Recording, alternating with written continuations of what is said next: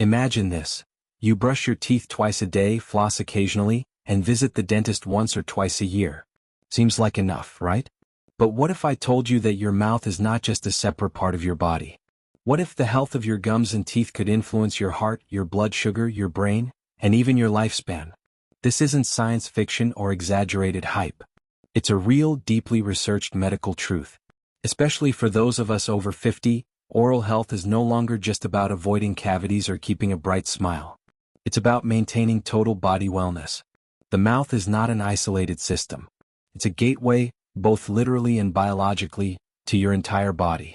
In today's video, we're going to explore something that most people overlook until it's too late. We'll dive deep into how oral health is directly tied to your heart health, how gum disease can increase your risk of developing diabetes, how bacteria in your mouth might contribute to Alzheimer's disease, and what every adult over 50 needs to start doing right now to stay ahead of it. This isn't about scaring you, it's about empowering you. Because with the right knowledge and simple, consistent habits, you can turn your oral care routine into a protective shield for your entire body. So stay with me, especially if you're over 50, because what we're about to uncover could literally change the way you approach your health from this day forward. Oral health and heart disease, the connection you can't ignore. Let's begin with one of the most dangerous and under-recognized links: the connection between gum disease and heart disease. You see, the inside of your mouth is home to over 700 species of bacteria. Some are helpful, but many can be harmful, especially when they're allowed to thrive due to poor oral hygiene. When you don't brush and floss effectively, plaque builds up. This sticky film of bacteria doesn't just stay on your teeth, it starts to sneak below your gum line. Over time, this can lead to gingivitis, the earliest stage of gum disease. Left untreated, it progresses to periodontitis, a more severe infection that damages the soft tissue and bone that support your teeth. But here's the twist: it doesn't just stay in your mouth. When your gums are inflamed and infected, bacteria and inflammatory markers can enter your bloodstream. Think of it like this: your gums are like a sponge. If they're bleeding, inflamed, or infected, they allow dangerous bacteria to pass directly into your circulatory system. Once these bacteria are in your blood, they can travel to the arteries, triggering inflammation in the walls of your blood vessels. This inflammatory response can lead to atherosclerosis, a hardening and narrowing of the arteries. It's a process that restricts blood flow and increases the risk of heart attacks and strokes. Studies have shown that people with periodontal disease are 2 to 3 times more likely to suffer from cardiovascular problems. In fact, the American Heart Association has acknowledged that oral infections, particularly periodontitis, can be a serious risk factor for heart disease. But the risk doesn't stop there. Endocarditis, a serious infection of the inner lining of the heart chambers and valves, can also be caused by bacteria from the mouth. People with existing heart conditions or artificial valves are particularly vulnerable. When oral bacteria enter the bloodstream and reach the heart, they can attach to damaged areas and cause severe inflammation. So, brushing your teeth and flossing daily might not just save your smile, it might save your heart. Now let's add something else to this picture: chronic inflammation. When your mouth is constantly inflamed, it sends a signal to the rest of your body. This low-grade, chronic inflammation doesn't just affect your heart, it affects every organ system. Over time, your immune system becomes overwhelmed, and this constant state of alert increases your risk for diseases that we'll discuss next, like diabetes and cognitive decline. And here's the thing: oral inflammation is often silent. Many people over 50 walk around with mild to moderate periodontitis without even knowing it. They might notice bleeding when brushing, bad breath, or gum recession, but dismiss it as a normal part of aging. It's not. Bleeding gums are not normal. Receding gums are not a harmless cosmetic issue. They are red flags, warning signs that your mouth is under attack and your body could be next. Here's what you need to start doing after 50. Brush at least twice a day using a soft bristle brush and fluoride toothpaste. Floss daily, yes daily, to remove plaque between your teeth where your brush can't reach.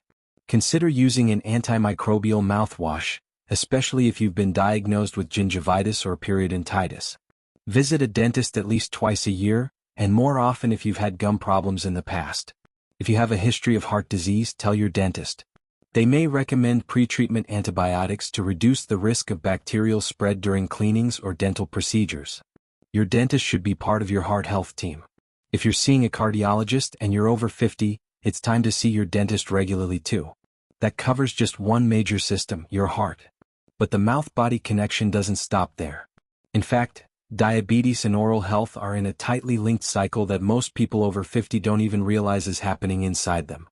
Let's talk about diabetes, a condition that affects millions of people over 50 and one that is deeply intertwined with oral health. Here's the reality.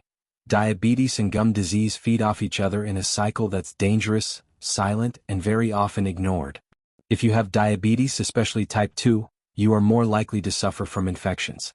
And your mouth is one of the most infection-prone places in your body. Why? Because high blood sugar creates an environment where bacteria love to grow, especially the kind that causes gum disease. When your blood sugar levels are poorly controlled, it weakens your white blood cells, the very cells responsible for fighting bacterial infections. This makes your gums more vulnerable to plaque, tartar buildup, and the bacterial inflammation that follows. This isn't just about bad breath or bleeding gums. We're talking about serious infections that, over time, can lead to tooth loss and permanent damage to the bone in your jaw. But here's where it gets worse and more complicated. Gum disease in turn makes it harder to control your blood sugar. The inflammation in your mouth increases the body's resistance to insulin.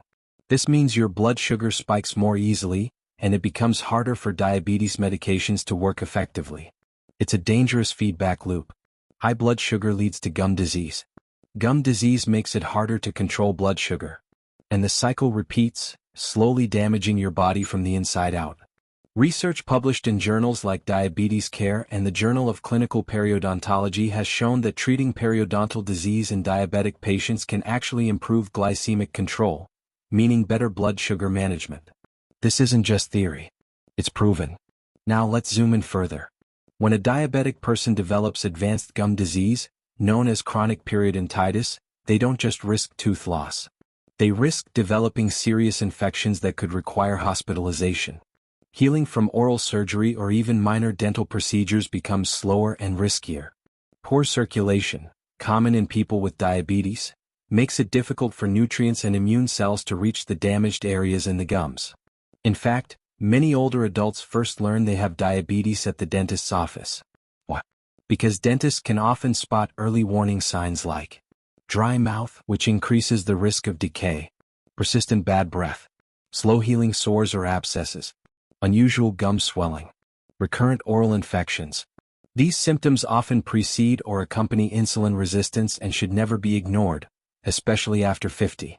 And this doesn't just apply to people who already have diabetes.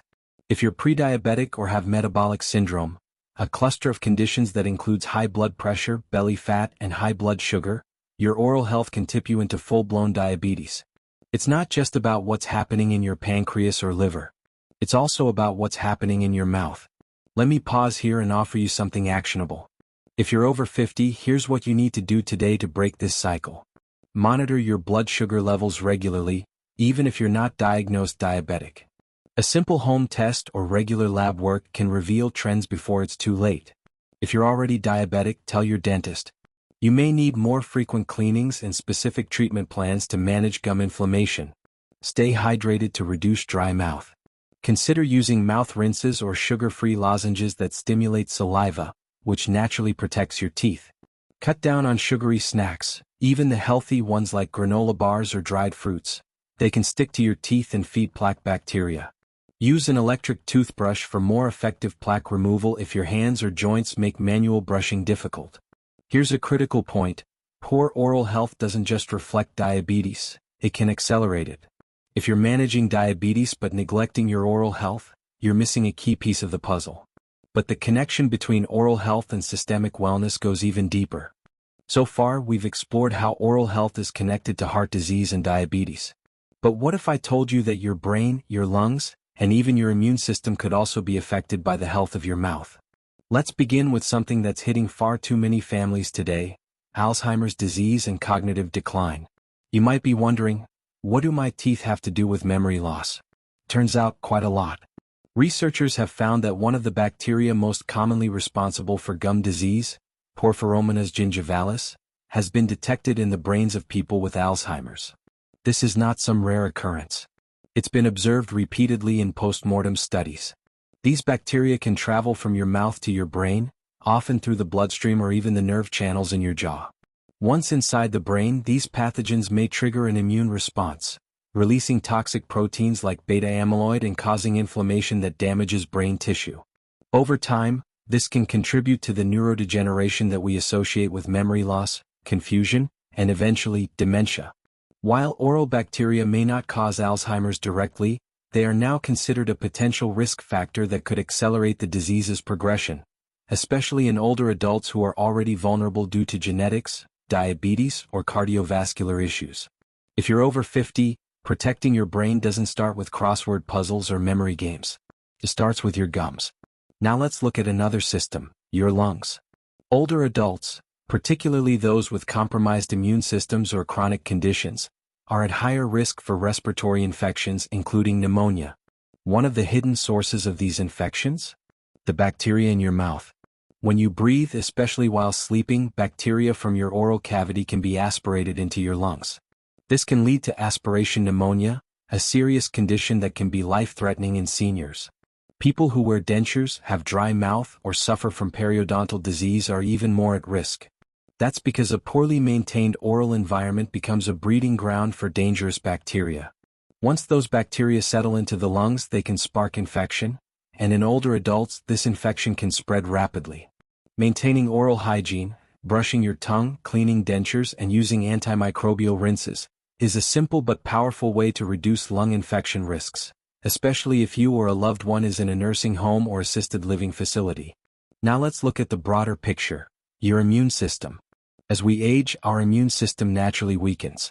This makes it harder to fight off infections and increases our risk for autoimmune disorders and chronic inflammation. Chronic gum disease puts constant pressure on the immune system.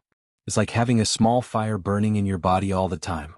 Your immune cells are constantly responding to the bacteria in your gums, leaving fewer resources to fight off other infections or maintain balance in your body. This is why people with poor oral health tend to recover slower from illnesses and surgeries. Their immune systems are already burdened. Their inflammatory markers are already elevated.